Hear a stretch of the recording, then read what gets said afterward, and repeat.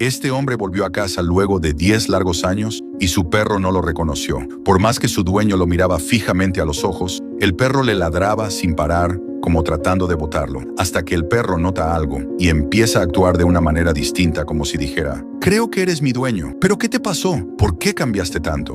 Y cuando ya parecía que lo había reconocido, volvió a dudar y empezó a ladrar con más fuerza, pero ya reconociéndolo un poco más, era como si le reclamara de por qué lo había dejado tanto tiempo, hasta que el perro no pudo más y se rindió a los pies de su dueño, y los dos se abrazaron para nunca más alejarse el uno del otro.